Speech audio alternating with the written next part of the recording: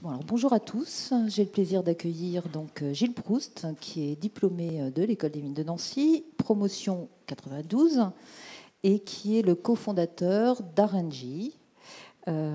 Voilà, alors moi je souhaitais lui souhaiter la bienvenue sur un campus qu'il ne connaissait pas, donc il a connu Sorupt, voilà, campus Artem.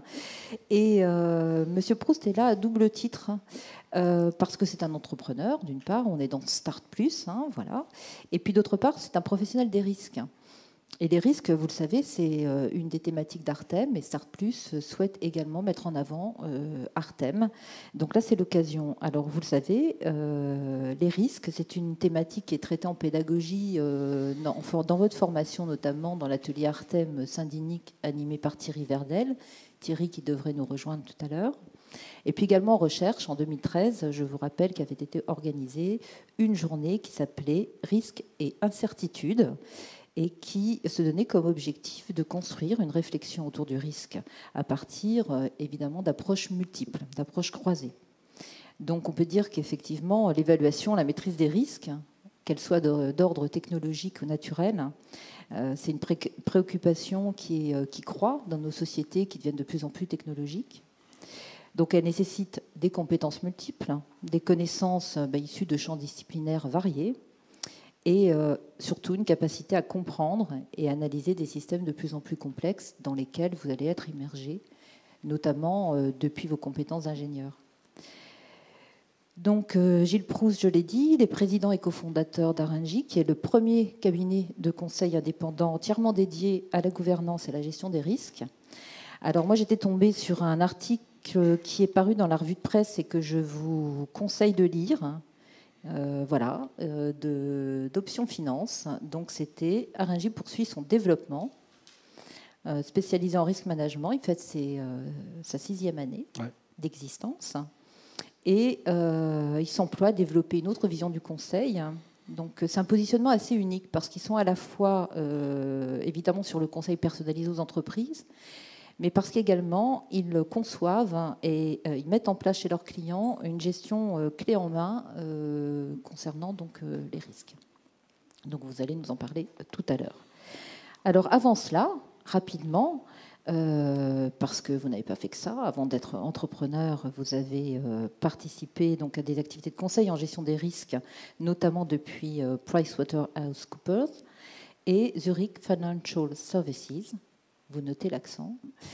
Et en 2003, vous avez développé également la branche conseil d'Aon France. Donc Aon, c'est un groupe, c'est le leader mondial, hein, rien que ça, en gestion des risques, en courtage d'assurance et en conseil en ressources humaines. Alors il faut savoir que c'est à peu près 12 milliards de chiffre d'affaires en 2014, 72 000 collaborateurs, 120 pays. Donc il y a de quoi faire des stages et d'être recruté dans un groupe comme ça. Plus particulièrement Aon France, qui est une filiale donc, du groupe Aon. C'était 1000 collaborateurs, 248 millions de chiffre d'affaires, hein, en 2014 toujours, 6 implantations régionales. Voilà. Vous êtes également membre de l'IFA, qui est l'Institut français des administrateurs, qui est le premier centre de ressources dédié à la gouvernance, et de l'Association pour le management des risques et des assurances de l'entreprise, l'AMRAE, dont la devise, j'ai bien aimé ça, la prise de risque est la condition du succès des entreprises et sa bonne gestion en est une garantie. Donc pour les entrepreneurs, hein, on est en plein dedans. Alors vous êtes membre du conseil scientifique du comité scientifique de cette association, et puis vous participez également au programme de formation hein, qui en est issu.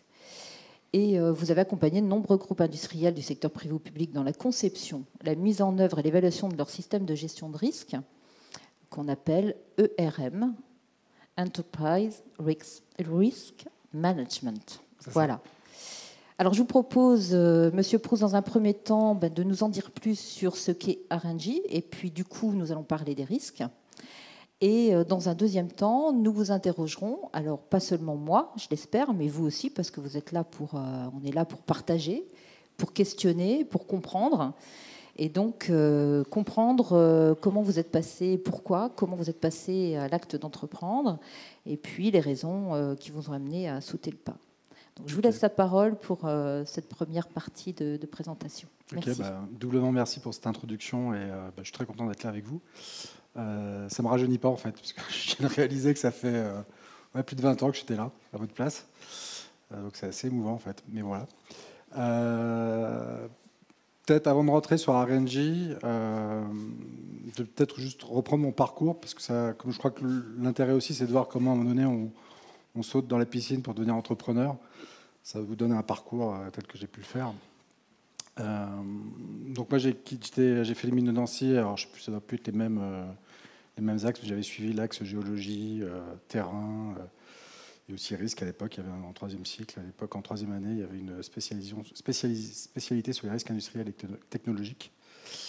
Et après une interruption de 2 ans où j'étais dans la marine, c'était à l'époque, c'est là où on voit qu'on vieillit, c'était le service militaire aussi. Les choses évoluent. Après avoir juré avec tous mes copains que jamais je ferais du conseil, parce que je pensais que quand on était ingénieur, il fallait d'abord rentrer dans l'entreprise avant de pouvoir être capable de donner des conseils à d'autres entreprises. J'ai été retourné comme une crêpe par un associé à l'époque de Cooper Sullivan, PricewaterhouseCoopers, qui m'avait fait une vente terrible sur la création d'une entité chez ce cabinet d'audit, que je pense que vous connaissez, sur justement les risques environnementaux. Ils avaient créé une petite unité à l'époque qui commençait à travailler sur tous les aspects de l'environnement, protection de l'environnement, alors avec un prisme évidemment très financier. Notamment, moi, en tant que jeune ingénieur, j'ai fait beaucoup dans le cadre de rachat, de due diligence d'entreprises. On m'envoyait faire des carottages de sol, voir s'il y avait des pollutions cachées, des pollutions historiques dans le cadre de rachat. Et puis j'ai commencé aussi à rentrer dans les approches de management de la sécurité. On avait travaillé pour des clients sur ces sujets. Donc je suis vraiment rentré par les risques. Il faut que je reste ici, d'accord. Je suis vraiment rentré au niveau des risques par le monde des risques industriels et technologiques, tout ce qui est risque de l'environnement aussi. Donc ça, j'ai fait ça pendant 2-3 ans. Donc c'était assez sympa parce qu'en fait, c'était vraiment au sein d'un grand groupe financier, comme vous pouvez les connaître, donc qui est assez structurant en termes d'expérience. Moi, j'étais vraiment dans une petite entité qui démarrait et qui démarrait une activité de conseil. Donc en tant que jeune consultant, c'était une première expérience en termes de création d'activité qui était intéressante. Et puis aussi, c'était intéressant en tant qu'ingénieur d'approcher aussi la notion de risque industriel par un prisme financier. Je pense que ça a dû changer. Je pense que maintenant, vous êtes beaucoup plus ouvert à ce genre aux approches aussi financières de l'entreprise. C'est vrai qu'à l'époque, on avait vraiment une formation d'ingénieur-ingénieur. Donc c'était intéressant d'avoir cette approche un peu différente. Et puis ensuite, je suis rentré dans le monde de l'assurance, donc un groupe qui s'appelle Zurich. Alors pas du tout pour faire de l'assurance. Là aussi, j'avais été contacté par cette société d'assurance qui voulait à l'époque créer une structure de conseil, qui voyait que les approches de risk management, de gestion des risques commençaient à émerger dans les entreprises. Et donc, dans une volonté de s'approcher un peu plus proche du client, il faut savoir que les assureurs des grands risques d'entreprise, en général, sont assez peu en contact avec leurs clients, les assurés. Il y a justement des intermédiaires qui sont les courtiers d'assurance. Et donc, à l'époque, cet assureur voulait court-circuiter son intermédiaire et donc a créé une structure de conseil pour accompagner les entreprises dans la gestion des risques. Donc là, on a vraiment démarré là aussi une activité de zéro. On était une filiale qui avait assez éloigné finalement de la problématique assurance. Et on a commencé à structurer une offre conseil. On a commencé à accompagner des groupes. J'avais travaillé avec des groupes comme Chanel, par exemple, sur la mise en place de dispositifs de gestion de crise, sur tout ce qui est risque de retrait, rappel de produits, par exemple. J'avais travaillé à l'époque avec la Cogema, qui est maintenant la REVA, sur les problématiques de risque médiatique associées à toutes les activités nucléaires. J'avais travaillé aussi avec une société. Alors, ce qui est horrible, c'est qu'en repensant aux clients auxquels je travaille, il y en a beaucoup qui ont disparu. Je travaillais avec Péchinet, je pense que ça ne vous dit rien. Péchinet, c'était un acteur, un des fleurons français dans l'aluminium. J'avais travaillé avec eux sur les problématiques de sécurité du travail. Donc ça, j'ai travaillé pendant 4 ans. Donc là, pareil, ce qui était assez sympa, c'est qu'on avait vraiment créé, on nous avait donné des moyens, mais on était vraiment en mode, quelque part, start-up par rapport à un assureur. On avait nos propres locaux, on a créé notre marketing, on a commencé à développer nos activités, à faire notre propre commercial. Donc on était un peu quelque chose d'atypique. Et à un moment donné, on était tellement atypique qu'il n'y avait quasiment plus aucune synergie entre l'activité de conseil et l'activité d'assurance. Et donc là, on s'est dit, on est quand même sur des sujets qui commencent à être pas mal porteurs, mais clairement, il faut qu'on soit hébergé dans des structures dans lesquelles il y a plus de synergie commerciale. Et donc c'est là où effectivement, on a eu déjà une première démarche d'entrepreneur, c'est que j'étais avec Audrey Le Sueur, qui fait partie des fondateurs aussi d'R&J. On a monté un business plan et on est allé voir les courtiers d'assurance, qui eux sont en contact direct avec les clients, les entreprises. Et donc là, on est allé avec notre petit business plan en disant je pense qu'il y a un truc à faire chez vous, ça peut avoir du sens dans votre activité. On a rencontré comme ça 3 courtiers et puis on a dealé avec E.ON qui nous a dit banco. Et donc là, pendant 6 ans, on a monté la même chose finalement, une structure de conseil, de gestion des risques au sein d'un cabinet de courtage, E.ON en France, où là, ça s'est développé de manière assez forte, puisqu'on a commencé avec 2 personnes, on était tous les 2 et on a fini à une 50aine de consultants avec une activité qui est très proche de ce que je vais vous présenter sur R&J, qui est vraiment du conseil en direction générale sur le management des risques.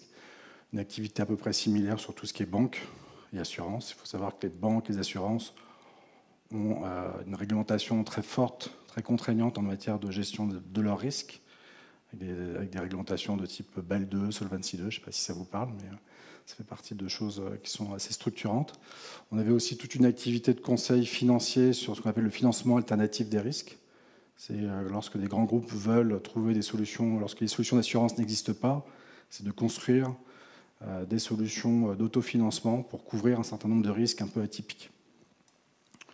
Donc on avait aussi cette activité-là. Et après donc avoir fait 3 fois participer ou monter une activité de conseil, donc quelque part en démarche un peu entrepreneuriale, mais bien au chaud au sein de structures, de grosses structures, on s'est dit que maintenant il était temps de voler de nos propres ailes. On a mis du temps, c'était au bout de 15 ans, contrairement à certains qui, dès la sortie de l'école, j'ai compris, se lancent dans ce genre de démarche. Mais c'est vrai que dans le monde du conseil, il y a besoin d'une certaine maturité sur ces sujets et puis de construire aussi un relationnel important. Et donc, au bout de 15 ans, on a décidé de franchir le pas et de créer notre propre structure. Donc, on a créé R&J, donc ça il y a 6 ans, quasiment il y a 6 ans, qui est donc une société de conseil en gestion des risques. Donc,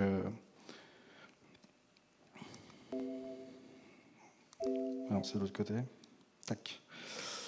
Donc, R&J, notre positionnement, c'est vraiment d'accompagner les organisations. Quand on parle d'organisation, ça peut être des très grands groupes, ça peut être des ETI, des PME de plus en plus, ça peut être des collectivités aussi, on travaille de plus en plus pour des collectivités, des villes. Ça peut être aussi des associations, c'est des écoles. On a même travaillé il y a quelques années pour l'INSEAD, qui faisait sa propre cartographie des risques. Donc on est sur ce genre de choses. Et donc notre métier, c'est vraiment d'accompagner des directions générales à déployer, créer, mettre en œuvre, faire évoluer leur dispositif de pilotage des risques, avec une notion de risque extrêmement large. C'est-à-dire que de plus en plus, ces entreprises se structurent. Il y a même une fonction qui émerge de plus en plus de direction des risques ou de risk manager, se structurent pour piloter, suivre, identifier, arbitrer l'ensemble des risques susceptibles d'impacter sa trajectoire stratégique. Donc une fois qu'on a dit ça, on va toucher des risques très opérationnels, qui sont plutôt dans une logique défensive, c'est-à-dire tout événement, incident exogène ou interne à l'entreprise susceptible de créer un événement négatif. Donc ça peut être, je sais pas, des risques liés à l'interruption de la chaîne logistique, d'un incendie d'un site stratégique, une catastrophe naturelle, une intrusion dans les systèmes informatiques. Donc c'est vraiment tout ce qui peut toucher aux opérations de l'entreprise. Mais on va aussi inclure les risques financiers. Dedans, vous allez retrouver les risques de marché, les risques de taux, de change, les risques de liquidité, les matières premières, qui sont un vrai sujet à l'heure actuelle, de fluctuation. Vous allez retrouver aussi les risques d'image, de réputation, qui sont aussi une des thématiques. Et vous allez aussi retrouver, et de plus en plus d'ailleurs, les risques stratégiques. Donc tous les risques susceptibles de changer la donne sur le modèle économique de l'entreprise. Et à l'heure actuelle, on parle beaucoup d'ubérisation, digitalisation. La quasi-totalité des entreprises, il n'y a plus une entreprise qui ne se pose pas des questions sur l'évolution de son modèle économique à court ou moyen terme. Quasiment plus aucun secteur. Donc ces approches, c'est vraiment d'accompagner les dirigeants qui ont besoin de plus en plus de se structurer pour être capables, d'anticiper ces risques, d'être capable de les caractériser, d'être capable de prendre les décisions là-dessus. Quand on fait la gestion des risques, tout à l'heure, ce que vous citiez, c'est exactement ça. C'est-à-dire qu'il y a des risques qu'on ne veut pas, où le but du jeu, c'est de les réduire à un niveau maximum, quel que soit le prix. un risque de conformité, de compliance, par exemple. Vous prenez Volkswagen, qui est un des derniers exemples en date. En général, les entreprises ne prennent pas de risques sur ces sujets. Il y a des exceptions, mais en tout cas, l'idée, c'est de les réduire à un niveau le plus bas possible. Après, vous avez des risques sur lesquels, au contraire, l'entreprise va prendre des risques, connaissance de cause. Transformer l'entreprise, se digitaliser, investir dans une zone à risque. Il y a du risque. L'important, c'est de le peser, d'être capable de le dimensionner et de dire ou pas, je veux ou pas prendre ce risque. Donc, c'est vraiment ces approches-là. Et donc, nous, notre boulot, c'est vraiment d'accompagner les équipes de direction à structurer cette démarche. Donc, on travaille, c'est pour ça qu'on a un volet gouvernance, c'est que de plus en plus, les conseils d'administration, les comités exécutifs des sociétés doivent prouver qu'elles ont une approche de management des risques. Donc, notamment, de plus en plus, les groupes cotés, par exemple, les conseils d'administration, qui sont vraiment l'organe de gouvernance au-dessus de l'entreprise, régulièrement challenge les équipes en leur disant c'est quoi les risques de l'entreprise dans les 5 ans qui viennent, qu'est-ce que vous avez mis en place, quelle est votre stratégie par rapport à ça. Donc, du coup, nous, on conseille les entreprises à se structurer sur ces sujets, à faire monter la fonction risk manager, qui est une fonction qui est un peu nouvelle et qui est en train de se positionner dans l'entreprise. Donc, c'est un peu du conseil en organisation. On travaille aussi sur les process, comment ensuite l'identification des risques, la quantification des risques doit se mettre en œuvre dans toute l'entreprise. On travaille sur les analyses de risque. On fait beaucoup ce qu'on appelle les cartographies des risques. Cartographie des risques, ça consiste à faire travailler une équipe de direction avec toutes ses composantes, la stratégie, les RH, le juridique, les opérations, à faire cet exercice d'évaluation, d'identification de leur risque. Voilà. Donc ça, c'est vraiment notre axe premier, c'est vraiment cette activité de conseil. Et une grande évolution qu'on a aussi franchie, qui a été aussi vécue comme quelque chose d'assez structurant dans la société, ça a été de développer aussi une activité logicielle. C'est-à-dire que, vous l'avez compris, si les entreprises de plus en plus se structurent pour identifier, suivre, quantifier leurs risques, de plus en plus, elles gèrent de la donnée. Elles doivent être capables d'animer des démarches transverses, de la gestion de projets au sein des entreprises. Tous les acteurs sont à un moment donné impliqués dans ces dispositifs. Et donc, très vite, on a besoin d'avoir en place des logiciels, en tout cas des plateformes, qui permettent d'animer tout ce process dans l'entreprise. Une sorte de mini-ERP sur les risques. Et donc, on a basculé en 2013 en développant notre propre plateforme logicielle. Donc, ça a été pour nous, en tant que consultant, on a changé quelque part aussi de métier. Donc, on reste consultant, ça reste la part la plus importante de notre activité. Mais on a développé une activité logicielle qui est à la fois intégrée sur notre métier de conseil, c'est-à-dire qu'on fait ce qu'on appelle du conseil outillé, c'est-à-dire que de plus en plus, on est capable d'accompagner un client à la fois sur le volet conseil et sur le volet logiciel. Et puis aussi notre plateforme qui s'appelle RNG Box, on en a fait une version SaaS, on a même une version gratuite qui est disponible pour des tas d'entreprises, mais aussi des étudiants qui s'inscrivent dans le cadre d'un projet pour faire une analyse de risque. Et voilà. Donc ça a été une vraie aussi aventure, on peut en parler tout à l'heure, pour des consultants de changer leur business model et quelque part de digitaliser aussi notre activité. Voilà, donc rapidement, donc effectivement, ce qui nous caractérise, c'est un projet entrepreneurial, c'est-à-dire qu'à un moment donné, on était même 5 au démarrage fondateur. On a décidé de quitter un nid assez douillet qui était E.ON, dans lequel on avait une bonne position, on était reconnu, pour dire tout d'un coup, non, on a envie de créer notre propre activité. Donc on en parlera aussi tout à l'heure avec des opportunités, on a bien étudié le projet, on avait un certain nombre de risques aussi qu'on a essayé de piloter par rapport à ça. Mais c'est vrai que du coup, on est une entreprise un peu particulière, c'est-à-dire que la plupart des employés sont propriétaires de l'entreprise. Par rapport à nos concurrents, qui sont en général des grands cabinets d'audit ou des cabinets de courtage où les modèles sont différents. Seniorité des équipes, ça, évidemment. L'indépendance, ça, c'était aussi un des vrais enjeux qu'on a créé la société, c'est que finalement, sur ce métier de la gestion des risques, vous avez soit les grands cabinets d'audit qui interviennent, qui conseillent les entreprises sur ces sujets, avec un prisme assez financier, et puis ils font ça parmi plein d'autres choses. Donc, quand ils conseillent, par exemple, une entreprise sur un risque informatique, on peut leur taxer la volonté derrière de positionner un grand projet de transformation informatique dans l'entreprise. Les courtiers d'assurance, qu'on connaît bien, parce qu'on y était, il y a toujours le lien entre un certain nombre de risques et derrière les assurances. Donc on peut vous taxer de conflit d'intérêts perçus ou réels en disant on vous fait peur sur tel type de risque, puisque derrière, ce serait bien de vous assurer. Donc nous, quand on a fait notre analyse de marché, on s'est dit qu'il y avait vraiment la place pour un acteur qui ne fait que de la gestion des risques, qui ne fait que ça, et qui est totalement indépendant, c'est-à-dire qu'il n'y a aucun conflit d'intérêts perçu ou réel. Quand j'étais chez On, il n'y avait pas de conflit d'intérêts réel, mais par contre, parfois, certains clients nous disaient OK, vous êtes un peu le porte-clés derrière pour que derrière on puisse sortir de l'assurance. Voilà. Et puis le goût pour l'innovation, c'est aussi une des raisons à un moment donné qu'on a décidé de créer notre structure. C'est que moi, après avoir vécu dans des très grosses activités, des grosses structures, quand vous souhaitez innover, alors OK, vous avez parfois des gros moyens, vous pouvez investir des sommes importantes, mais il y a une telle inertie organisationnelle. Il y a tellement d'échelons. Je ne sais pas si vous connaissez encore des entreprises, mais les grands groupes, ce qu'on appelle les organisations matricielles. Moi, quand j'étais patron de l'activité de conseil chez E.ON, j'avais 4 patrons.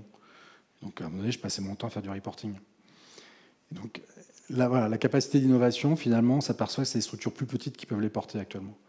Et c'est vrai qu'aussi les barrières technologiques, marketing aussi, qui sont importantes, de plus en plus, vous n'avez pas forcément besoin d'énormes moyens pour commencer à créer une plateforme informatique, par exemple. Donc, quand on a commencé, on a travaillé en mode projet avec un stagiaire, un ingénieur qui était un peu entre guillemets, porté sur ces choses-là.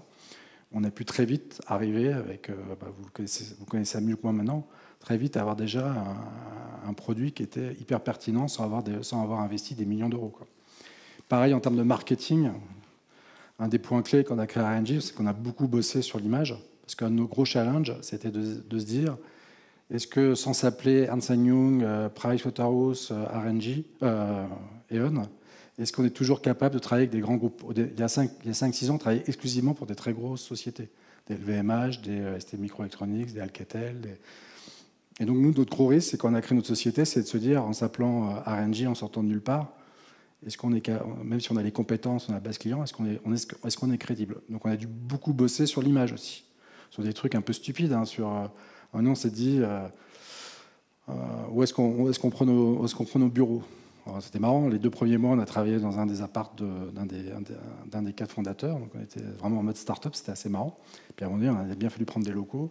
Donc là, il y a eu une grosse discussion entre nous en disant certains disaient oui, il faut une super adresse à Paris parce que comme on s'adresse à des très grands groupes, si on n'est pas dans le 8e, etc., ça sera. Moi, j'étais plutôt à dire, on s'en fiche, on va prendre une adresse plutôt. Puis finalement, effectivement, on a pris une super adresse. Et je suis revenu dans ce que je pensais parce que le nombre de prospects ou de clients qui m'ont dit ah, vous êtes au boulevard Haussmann, très bien, etc. C'est complètement stupide, mais voilà. Et donc, tout ça pour donner un exemple, c'est que le marketing a été hyper important pour montrer qu'on était plus gros qu'on était en fait. Et c'est vrai que maintenant aussi, avec les réseaux sociaux, avec des approches qui peuvent être assez agiles. On peut aussi, sans avoir des énormes budgets de marketing, arriver à faire un truc assez sympa, d'avoir une image un peu nouvelle, créer des sites assez rapidement. Voilà. Et donc, et ça, c'est vrai que dans une grosse société, parfois, c'est extrêmement compliqué. Il faut des autorisations dans tous les sens avant d'avoir un truc un peu différent de la charte graphique qui a été pondue au niveau mondial américaine. Et donc voilà. Et donc c'est vrai que le côté innovation, quand on est petit. Alors après, il y a d'autres problèmes. On n'a pas forcément beaucoup de moyens, mais ça oblige à être malin, ça oblige à d'être rapide. Et c'est plutôt. Moi, on a été beaucoup plus innovant chez RNG que chez E.ON. Donc voilà. Et puis pour terminer, à RNG, effectivement, on a 2 filiales. Une filiale qu'on a créée qui porte justement toute l'activité logicielle. Donc au début, on était dans un mode très externalisé. On travaillait avec des prestataires sur les aspects de développement informatique, de maintenance. On commence maintenant avec le succès à intégrer des ressources en interne. Donc on commence à avoir nos propres développeurs. Donc c'est un nouveau métier qui est passionnant. Et donc on a logé tout ça dans une filiale. Et puis aussi, on se développe à l'international, notamment grâce au logiciel. Donc on a notamment développé, alors c'est tout récent, en janvier, une activité au Maroc. Voilà, donc ça c'est juste pour vous dire, voilà, pour donner un exemple en fait ce qui est assez sympa dans notre job, c'est qu'on travaille vraiment pour tout type de secteur d'activité. Donc on travaille pour des très grosses structures, mais on travaille aussi de plus en plus parce que ces approches de gestion des risques, elles commencent à percoler vraiment à tout type d'organisation. Donc on commence à avoir de plus en plus de PME, d'ETI qui se structurent, parce que maintenant une PME, une ETI, elle travaille à l'international, elle se développe, elle a de l'innovation, et donc elle est dans un environnement assez volatile, et elle a aussi besoin de muscler ses approches en matière de pilotage des risques. On travaille pour le secteur public aussi, parfois sur certains sujets. On avait fait une très belle mission il y a 2-3 ans avec Réseau Ferré de France, qui n'existe plus maintenant, c'est la SNCF, sur la sécurité ferroviaire. Voilà. Collectivité, ouais. On avait travaillé pour la ville de Paris, qui était aussi un projet qui était extraordinaire. On travaillait pour Reims, sur la cartographie de leur risque. Donc de plus en plus, les collectivités aussi ont les mêmes problématiques. Elles ont des contraintes financières, elles ont des projets de développement, elles ont des enjeux. Et donc la gestion de leurs risques, au sens encore une fois défensif ou offensif, est un des enjeux importants. On travaille pour les laboratoires pharmaceutiques, pour le groupe Pierre Fabre par exemple. On travaille pour les pompes funèbres en ce moment, pour le groupe OGF, donc, qui a voilà, pour Pôle emploi, effectivement. Donc c'est extrêmement varié. Et en fait, nous, en tant que consultants, on n'intervient pas en tant qu'experts des entreprises. On intervient en tant qu'entre guillemets experts de la gestion des risques, et notamment ce qu'attendent les entreprises lorsqu'on travaille sur une analyse, une cartographie de leurs risques, c'est d'être capable, c'est un exercice assez créatif, c'est pas un audit, c'est vraiment, vous allez faire bosser toutes les fonctions de l'entreprise en mode un peu brainstorming, il y a des tas de techniques par rapport à ça. Mais à un moment donné, c'est vraiment les faire travailler sur imaginer des scénarios qui n'ont pas forcément connus. Et donc, ce qui est intéressant, c'est de travailler pas mal par analogie. C'est en ayant vu sur un truc qui a complètement rien à voir, en disant, tiens, par analogie, il y a peut-être un truc qui pourrait vous être pertinent pour vous. Donc voilà, donc c'est un peu notre vie, c'est vraiment et ce qui est assez sympa, parfois frustrant, mais c'est vraiment de basculer d'univers qui n'ont rien à voir les uns avec les autres.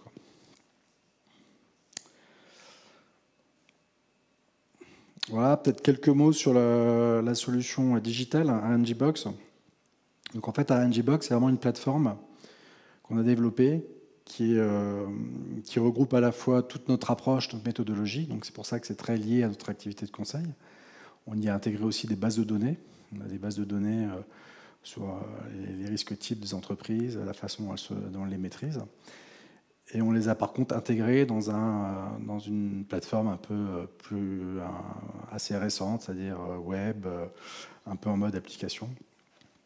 Et avec deux grands axes, à la fois un outil qui va être utilisé par n'importe quel chef de projet qui conduit et pilote une analyse de risque.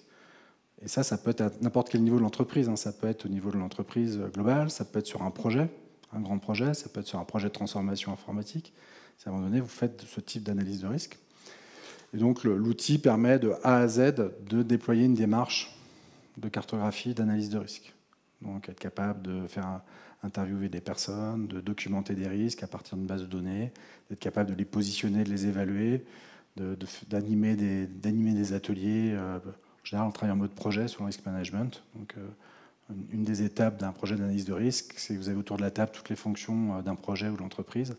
Et sur une même thématique, chacun va quelque part évaluer le risque. Et le but du jeu, c'est d'arriver à aligner tout le monde. Donc l'outil permet notamment de faire scorer, de faire voter les gens à partir de la plateforme et directement pouvoir gérer les risques. Et puis derrière, ça permet de piloter toute la démarche de gestion des risques. Une fois que vous avez identifié des risques, il y a des actions qui sont ensuite prises en compte, il y a des dispositifs, des plans d'action qui sont mis en œuvre, il y a des indicateurs qui vont être mis en œuvre, il y a des données, il y a toutes les données de perte, les incidents. Et donc la plateforme permet ensuite de collecter toutes les données sur les risques dans l'entreprise. Et avec une logique de diffusion, c'est-à-dire que vous avez un chef d'orchestre ou une chef d'orchestre qui est le risk manager, qui va piloter la démarche, mais ensuite tous les risques, c'est toutes les fonctions de l'entreprise qui vont travailler sur leurs risques, faire remonter des données, des incidents. Donc du coup, on est dans une logique collaborative, et donc la plateforme permet de gérer toute cette collaboration dans l'entreprise. Et du coup, ce qui est assez intéressant pour nous, c'est qu'on l'a vraiment développé, marketé sur notre domaine d'activité qui est l'enterprise risk management, donc la gestion globale des risques. Mais on s'aperçoit en ce moment avec les premières diffusions de cet outil dans les entreprises que la plateforme commence à être utilisée pour d'autres usages, soit sur des thématiques de risque particulières, On a même des clients qui maintenant l'utilisent pour la planification stratégique. C'est-à-dire vous remplacez risque par opportunité. Derrière les plans d'action, les indicateurs, etc., vous déroulez exactement la même logique. Donc pour nous, ça nous donne plein d'idées de développement et de diffusion de cette plateforme. Voilà. Bon, après, de toute façon, je vous laisserai la présentation. Donc effectivement, ouais, voilà, vous avez des captures d'écran. Hein. C'est vraiment un outil qui permet de gérer toute la démarche de gestion des risques. Donc elle est vraiment complètement intégrée à l'approche.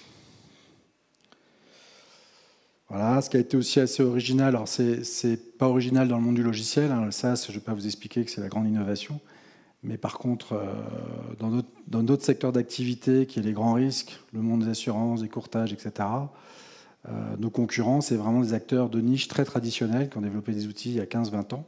Nous, on est arrivé avec une solution web, c'est toujours plus facile quand vous arrivez un peu les derniers, vous arrivez avec les nouvelles techno, et on a même mis en place une offre vraiment gratuite, freemium, du logiciel, avec des vrais débats au sein de l'entreprise. Hein. Certains disaient on est fou, vous êtes fous, on ne va pas donner tous nos savoirs dans une logique gratuite.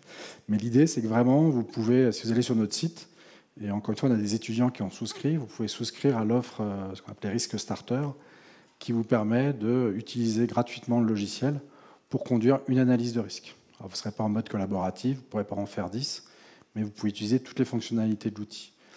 Et pour nous, c'est un vrai vecteur de développement parce que du coup, on a lancé cette offre gratuite il y a 6 mois. On a maintenant 150 utilisateurs, d'entreprises ou d'utilisateurs qui l'utilisent, sans vraiment avoir fait beaucoup de buzz. Et donc pour nous, c'est top parce que c'est à la fois la capacité des entreprises à très rapidement tester le logiciel, alors que nos concurrents, ils rentrent dans des projets de plusieurs mois, 6 mois, 1 an avant de pouvoir commencer à jouer avec quelque chose. Et puis, notre stratégie, c'est de faire en sorte que... Notre premier concurrent, en fait, c'est Excel. Donc, c'est de faire en sorte que les utilisateurs, au lieu d'utiliser Excel, utilisent dès le début notre logiciel. Et quand ils gagnent en maturité, on espère qu'ensuite, ça c'est l'histoire qui nous dira, rentrera dans un modèle payant. Donc ça aussi, ça a été pour nous une aventure, en étant consultant, de développer une activité logicielle. On a découvert des choses pour moi qui étaient nouvelles, de savoir qu'un logiciel, ça ne sera jamais parfait. Quand vous êtes consultant, vous êtes vraiment dans une logique à toujours faire les trucs les plus beaux possibles, les slides les plus parfaits. La forme est hyper importante. Et moi, au début, ça me rendait dingue d'avoir un logiciel avec des bugs. Mais ça y est, j'ai compris maintenant, c'est qu'un logiciel ne sera jamais complètement débugué. Donc il a fallu gérer tout ça, quoi. Voilà.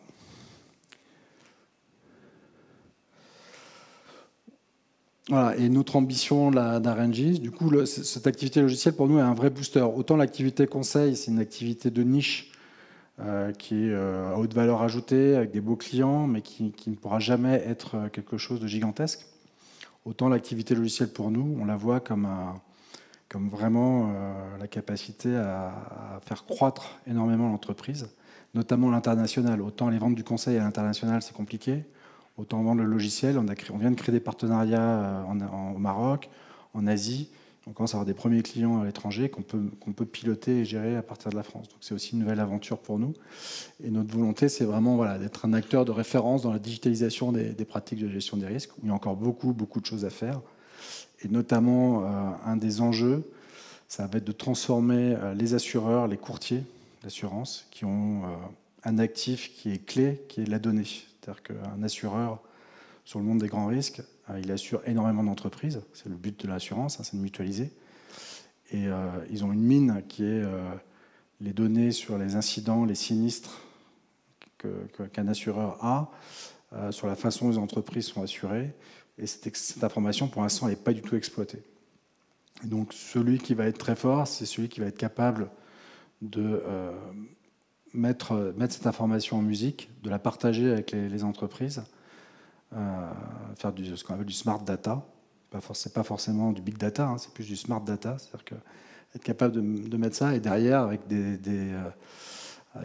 des applications qui peuvent être très fortes en matière justement commerciale pour les courtiers, pour les assureurs, et être capable aussi d'apporter du service supplémentaire. Donc ça, c'est un des gros sujets de réflexion qu'on a et sur lequel on a pas mal d'idées et qu'on souhaite continuer à innover. Donc voilà pour une présentation rapide d'Arengis précédé. Voilà, c'est les clients. Je ne sais pas s'il y a des questions. Oui, alors à cette étape, est-ce qu'il y a des questions ? que vous souhaiteriez poser.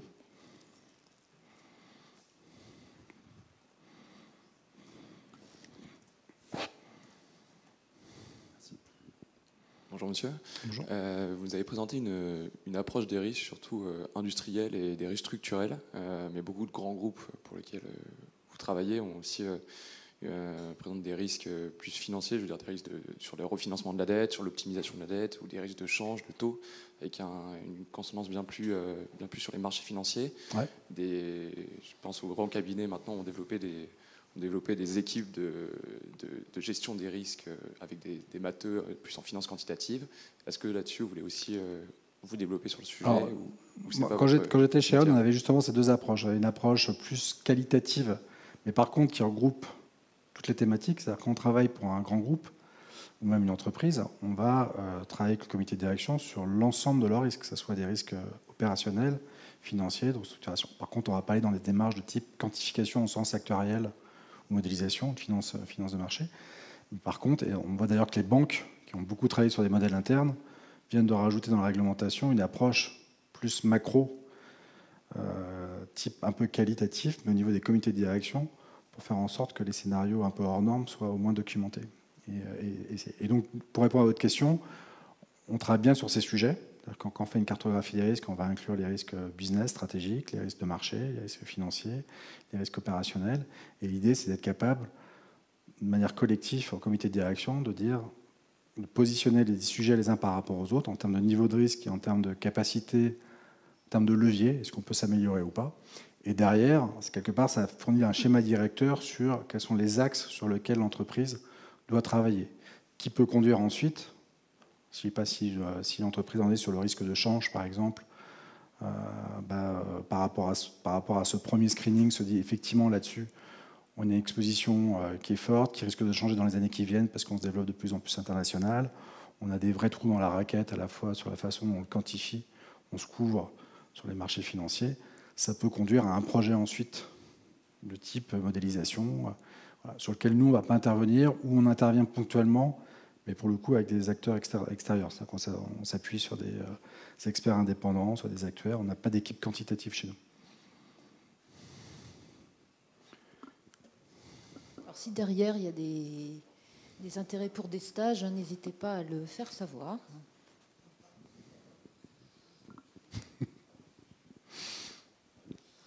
Bonjour. Quels sont les risques pour un cabinet qui va justement gérer les risques? Parce que j'imagine que vous avez une certaine expérience qui va vous permettre d'avoir une approche par rapport à tous les risques.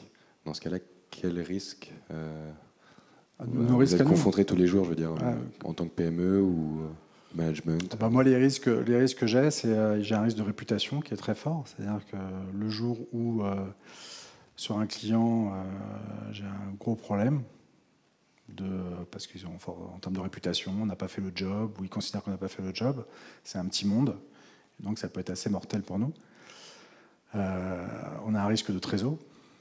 Alors là, c'est plus un risque classique de toute PME. C'est autant quand j'étais dans des grands groupes, qu'on me disait, tiens, ton client n'a toujours pas payé sa facture, c'était assez virtuel pour moi, en disant, tiens, c'est pas bon pour mes ratios. Là, je le vis de manière beaucoup plus fort. Donc ça, c'est le risque de liquidité, le risque de trésorerie, c'est extrêmement important. Après, moi, j'ai des risques aussi opérationnels. Sur le système d'information, on est en mode SaaS, c'est-à-dire que c'est nous qui exploitons les données des clients. C'est-à-dire qu'on a une infrastructure chez OVH avec toute une partie de sécurité qui est hyper importante. Le jour où on se fait percer, vous imaginez qu'on a des informations qui peuvent être relativement sensibles. Ça, c'est un risque aussi qui est très fort pour nous. Donc, on met en place un certain nombre de choses là-dessus, mais le risque n'est jamais complètement nul. Après, j'ai des risques de système aussi. Quand on a créé l'entreprise en 2008, on s'est dit, ouais, on est super malin, c'est la fin de la crise. On crée la société un peu en contre-cycle, on va être au top. On avait un business plan de malade. Clairement, la crise, elle est toujours là, quoi. Elle a continué des années et des années. Donc, on a dû se réajuster, on a dû travailler différemment, être moins ambitieux parfois, être plus agile, mais c'est clairement un des risques. Voilà, mais par contre, vous avez raison, c'est comme les cordonniers, on n'a jamais fait nous-mêmes notre propre cartographie des risques. C'est peut-être une bonne idée de stage d'ailleurs.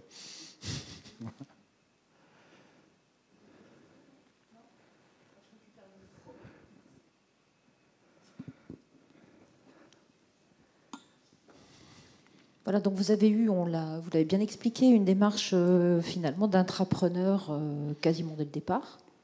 Ouais, voilà, peu, c'est ça. Vous avez créé à chaque fois quelque chose, soit depuis l'entreprise dans laquelle vous étiez, soit en allant proposer à un grand groupe d'héberger votre nouvelle activité.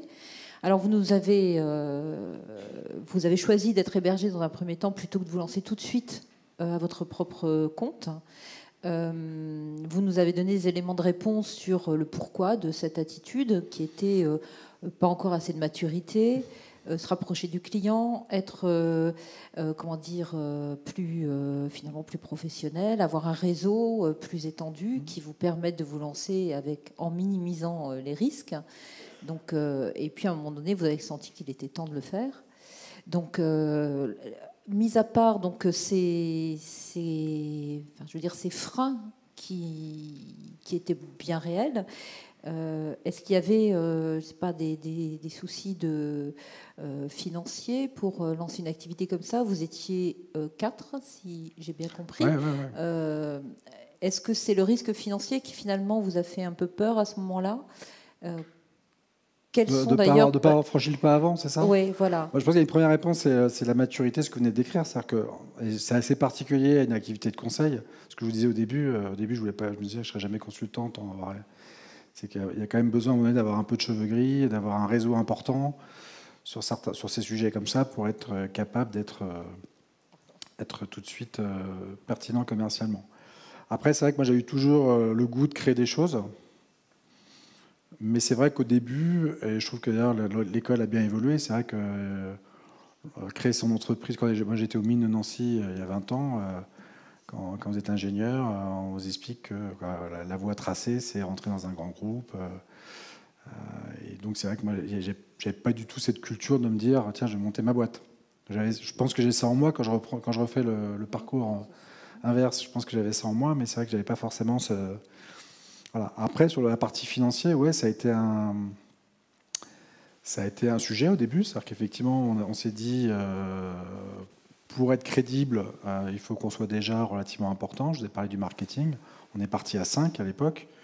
Donc partir à 5 avec 35-40 ans, donc des gens on avait tous fait plus ou moins des parcours en entreprise avec tous plutôt des bons salaires, etc. Donc c'est vrai qu'au début on se dit voilà, on va basculer dans un monde effectivement un peu plus froid, on va se mettre en risque.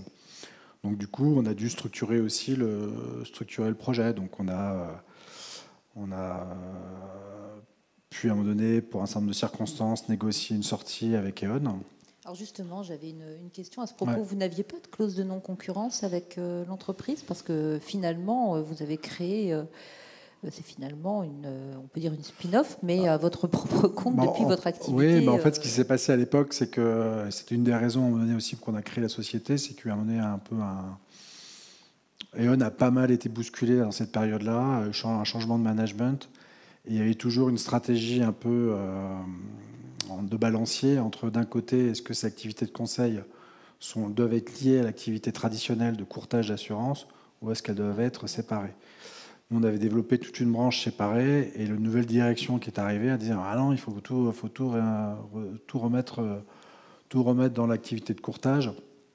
Et il y avait clairement une volonté qui était de dire on doit se recentrer sur notre core business, le courtage. Donc on a une vraie rupture en termes de stratégie. Et donc, du coup, ça a été une grosse opportunité pour nous. On a pu effectivement négocier un départ, notamment en disant on va continuer à travailler ensemble, on va partir avec des clients. Donc, on a pu démarrer aussi avec des clients existants, ce qui était aussi un truc génial. On a pu aussi sortir dans des bonnes conditions, donc ce qui nous ont permis aussi d'alimenter un peu la pompe au début, quoi. Et après, on a structuré le projet, on a fait un tour de table de personnes qui ont participé au capital de la société. Donc on a certain nombre de parties du capital qui est extérieur. On n'a aucune société à notre capital, mais par contre, on a des tas d'amis. En général, quand vous montez une société, il y a pas mal de gens qui sont prêts à mettre un peu de sous. C'est des gens qui payent l'ISF, par exemple. Qui, au lieu de payer leurs impôts, sont prêts à vous donner une partie de la... Non, mais pensez-y, parce que c'est... Vous êtes sous quelle forme juridique? On est une SAS. D'accord. Oui. Voilà. Donc on a un tour de table externe qui a pas... Donc on a plutôt capitalisé de manière importante l'entreprise au début, mais qui était aussi dans la même logique, qui était de se dire on veut être... confiance, un peu de confiance, être capable d'investir, être capable de passer peut-être 1 ou 2 exercices en perte. On a aussi beaucoup réduit la valeur sur nos salaires, hein, je ne vous le cache pas. Donc, moi, je gagne toujours moins bien ma vie que je le gagnais il y a 6 ans, mais je suis 10 fois plus heureux, donc j'ai pas de souci avec ça. Puis j'ai investi dans une société, j'espère qu'un jour elle vaudra beaucoup de sous et que le jour vaudra la chandelle. Mais c'est vrai qu'on a beaucoup réduit la voilure, on s'est mis en place des systèmes de salaire dans lesquels on se paye en accordéon en fonction de l'activité. Donc ça, voilà. Après, c'est pas non plus, je ne vais pas vous faire pleurer, hein, mais voilà, c'est aussi. C'est ça que c'est aussi la difficulté, effectivement, quand vous démarrez votre entreprise, peut-être un peu plus tard. Parce que vous avez, alors que quand on démarre peut-être dès le début, on a peut-être moins besoin au début de revenus, donc on peut être beaucoup plus fort par rapport à ça. C'est vrai que c'est un des nerfs de la guerre, hein, c'est le financement. Alors, je vais tenter.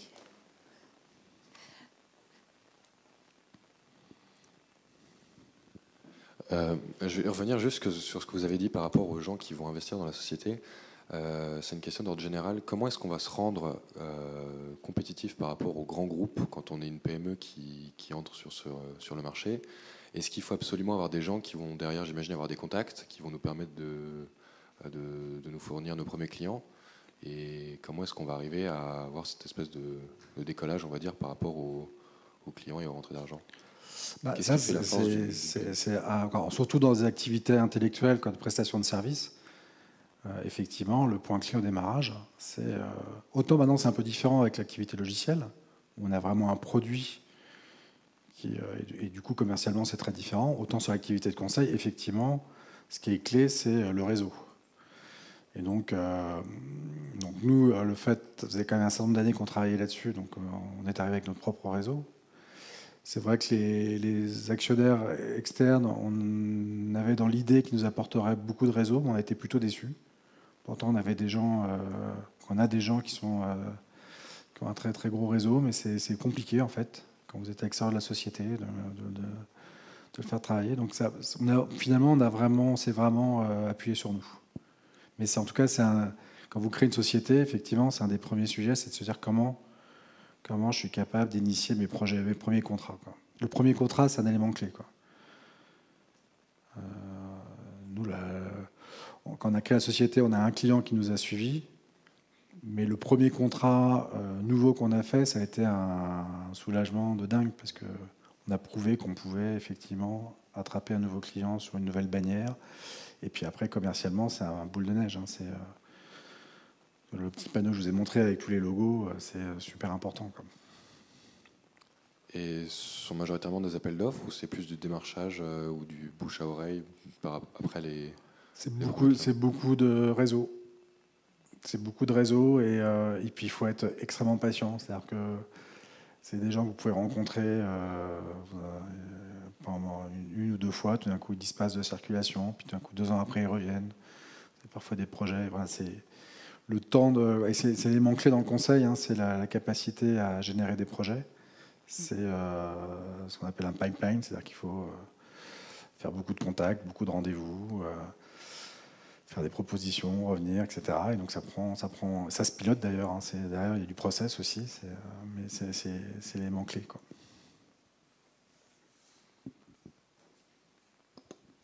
Quand vous avez décidé de créer un produit qui devenait une diversification de votre activité, vous avez, en termes d'investissement, vous avez compté sur vos propres fonds, vous avez les deux, on emprunté, on a tout investi, c'est-à-dire qu'on a fait, tous les bénéfices qu'on peut faire, on les réinvestit dans cette activité actuellement, et on a aussi emprunté. Ouais. On a aussi fait un emprunt pour. En fait, quelque part, l'activité logicielle, elle s'autofinance pour l'instant. On se pose des questions en ce moment de lever des fonds sur le sujet, parce que pour accélérer. Mais on a emprunté, mais plus par confort. C'est-à-dire que, comme l'activité conseil, notre gros risque, c'est d'avoir un trou un jour, un client qui nous lâche, et d'avoir un gros trou. On a quand même une gestion un peu en bon père de famille, on a un peu de trésorerie. Et au lieu d'utiliser cette trésorerie pour investir dans le logiciel, on a emprunté. Mais je pense qu'un financier nous dirait que ce n'est pas forcément la bonne façon de faire, mais on a une approche un peu bon père de famille sur la partie financière. Mais ce qui est vrai, ce qui est top, je trouve, actuellement, c'est que sur la partie techno, encore une fois, les montants nécessaires pour commencer à développer une plateforme, à être pertinent sur le sujet, il n'y a pas besoin de centaines de milliers d'euros, quoi. Et donc ça, je trouve que c'est très fort par rapport à moi quand j'ai commencé à travailler. C'est des projets informatiques, c'était des trucs de dingue. Ce qui est par contre compliqué, c'est les ressources. Trouver des bons développeurs, ça devient une denrée extrêmement rare, quoi. On le voit bien, nous, à l'école, avec les offres de stage et les offres d'emploi qui sont... C'est un truc de dingue. Aujourd'hui, oui, c'est un peu tapis rouge pour les développeurs. Et ça va s'accélérer parce qu'en fait, avec la digitalisation, autant il y avait un modèle sur les 5 dernières années, ou les 10 dernières années, où on externalisait la partie développement logiciel dans les entreprises, notamment en Inde, etc. Maintenant, on revient complètement derrière. Comme les progiciels et logiciels sont complètement intégrés à la partie business, et pas simplement des logiciels de gestion, la façon de les développer, c'est vraiment de mixer les équipes internes avec les développeurs. Et donc, il y a un retour en ce moment complet. J'ai discuté il n'y a pas longtemps avec un des patrons de la digitalisation de General Electric. Donc, ils expliquent que General Electric a un énorme groupe industriel que vous connaissez tous. Leur vision, c'est dans 5 ans de devenir un groupe leader au niveau logiciel. C'est-à-dire qu'ils vont mettre des logiciels partout, dans toutes leurs infrastructures, récupérer toutes les données et vendre les données.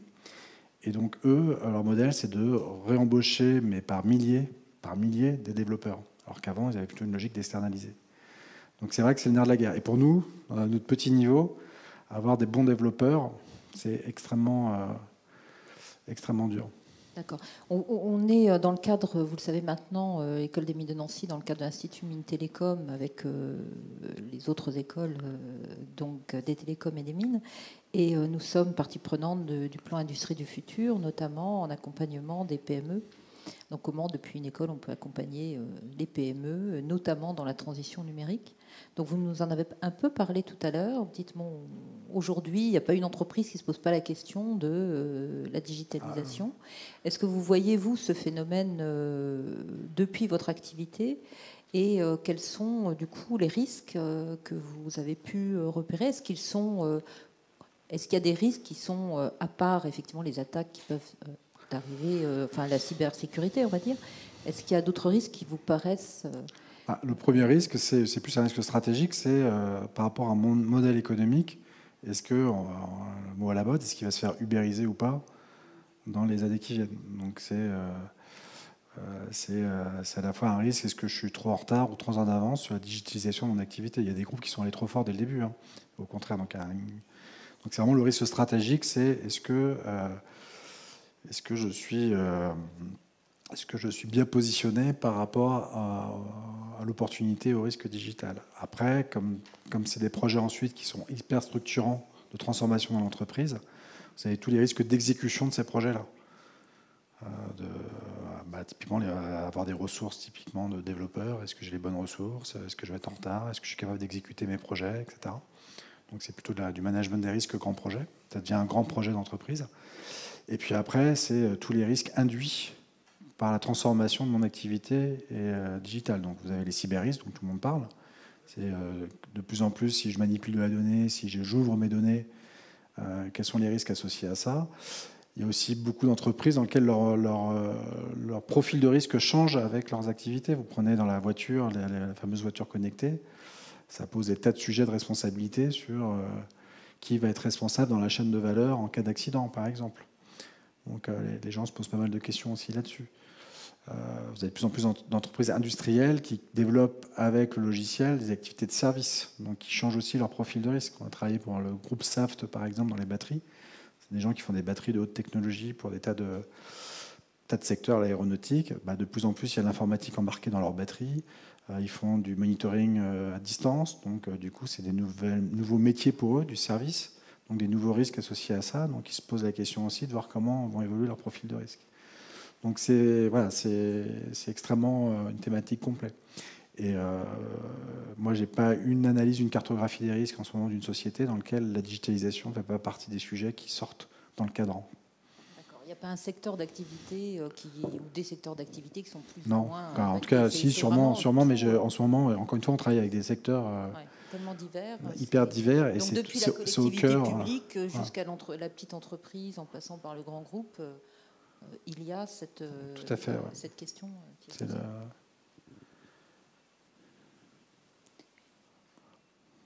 Est-ce qu'il y a des questions ? Alors moi j'ai noté que donc l'RNG Box était ouverte en mode, je dirais, gratuit. Ouais. Donc ça peut être intéressant pour les étudiants effectivement sur certains projets. Donc, on a quelques étudiants, l'école centrale, on a plein d'étudiants de l'école centrale qui sont inscrits. Alors, je sais pas, il devait avoir un projet d'analyse de risque. Mais donc effectivement, ça peut être intéressant d'aller voir ce qui se passe sur ce logiciel. Donc pour votre information, sachez que depuis le lauréat, il y a actuellement une entreprise qui se crée avec 2 enseignants-chercheurs de Mines Nancy autour d'un nouveau produit lié justement à la cybersécurité. D'accord. Donc là, ils sont en train de tester donc dans un grand groupe l'efficacité. Bon, ils sont certains d'avoir 15 ans d'avance sur tout le monde. Donc voilà, si ce sujet vous intéresse, sachez qu'on pourrait vous mettre en relation justement avec l'entreprise en question. Ça me semblait intéressant que vous ayez cela. Sur l'identification effectivement des risques, vous parliez de start-up. Moi, je trouverais également intéressant de pouvoir, donc, en fonction des projets, bien entendu, compter sur vous en fonction de votre temps disponible pour aider certains start-upers à identifier justement les risques, notamment sur des produits un peu technologiques, des marchés peut-être un peu moins évidents que dans le service. Par ailleurs, donc, nos élèves sont disponibles pour des stages. Vous savez, vous êtes passés par là, donc ces stages sont plus ou moins longs. Ils vont de 3 mois, on va dire, jusqu'au stage césure, en passant par le stage de fin d'études. Est-ce que vous prévoyez de recruter et quel type de profil vous intéresserait ? Et j'ai vu donc l'une de vos forces, c'était de disposer de seniors, c'est-à-dire de personnes qui avaient vraiment de l'expérience. Est-ce que le jeune diplômé est une cible pour vous ? Oui, les deux, oui. En fait, l'équipe d'RNG, donc les fondateurs, ont effectivement un certain nombre d'expériences, mais on a aussi des jeunes consultants chez nous. Donc des gens qui ont... Sur la partie conseil, on cherche des gens qui sont capables d'avoir un peu généraliste. Notre métier, c'est généraliste, c'est être capable de toucher un peu à tout, de comprendre rapidement les choses. Donc on travaille en général en binôme. Donc oui, on cherche des consultants. Et puis après, là, en ce moment, c'est vrai qu'on est aussi à la recherche pas mal. On est en train de vraiment staffer l'activité logicielle, donc avec des postes de développeurs, mais aussi des postes de chef de projet, produit. Un de nos gros challenges, ça va être aussi de mettre en œuvre toute la partie support, donc des gens qui sont capables de structurer cette approche-là. Donc là, je verrais bien moi des stages dans ce domaine-là. Vous voyez votre entreprise se développer comment dans les 5 ans qui viennent ? Vous voudriez qu'elle en soit où ? Dans les 5 ans qui viennent, ce qu'on voudrait, c'est faire développer l'activité logicielle. Donc, on a un plan de développement par rapport à ça. On a plutôt des bons indicateurs à l'heure actuelle. D'avoir développé aussi l'activité internationale. Et puis, le sujet que j'ai un peu approché tout à l'heure, c'est on a pas mal d'idées. On a commencé à nouer un certain nombre de partenariats avec, pour le coup, le monde de l'assurance et du courtage pour déployer des plateformes de mutualisation de données. Oui. Faire du smart data sur le pilotage des risques. Donc ça, j'aimerais bien qu'on ait poussé ce sujet de manière un peu plus concrète. D'accord, merci. Thierry, je vois que tu es là. Est-ce que tu as une question à poser ? Donc Thierry Verdel, dont je parlais tout à l'heure, vous l'avez connu. Je suis passé sur... Ouais. Si. Oula, c'était il y a plus de 20 ans. 91, on va dire. C'est tout le début. J'ai fait la troisième année à part risque industriel. Je ne sais plus comment ça s'appelait. Ouais. Je suis rentré. En fait, du coup, ce que j'expliquais, c'est mon premier job. Ça a été dans un cabinet d'audit pour travailler sur les risques environnementaux. Comme ça, je suis rentré effectivement par les risques, par la partie risque industriel et technologique. D'accord. Bon, moi, malheureusement, je suis arrivé trop tard pour suivre votre exposé, mais je vais quand même poser une question par rapport à la gestion de crise, puisque nous, on travaille sur le développement d'une plateforme pour organiser des simulations de crise. Est-ce que vous êtes sur ce terrain-là également ou pas du tout? Alors, on l'a été, mais on ne le fait plus. C'est-à-dire qu'il y a beaucoup d'acteurs sur le sujet. Oui, il y a beaucoup d'acteurs. On peut être amené, quand on travaille sur l'analyse globale des risques de l'entreprise, à un moment donné, un des sujets qui est l'entreprise n'est pas au top ou a une marge d'amélioration sur ces sujets, n'a pas de structure organisée en termes de gestion de crise. Donc on fait un certain nombre de recommandations macro sur le sujet. Et après, on peut être amené à travailler ou à ensuite passer le bébé à des entreprises avec qui on travaille, spécialistes en gestion de crise. On l'avait fait il y a longtemps, on avait travaillé sur ces sujets. Mais c'est vrai qu'il y a beaucoup d'acteurs. Voilà. Beaucoup de cabinets de conseil dans ce domaine. Okay. Alors, plus de questions? Très bien. On va vous saluer, Merci vous beaucoup. applaudir pour... voilà.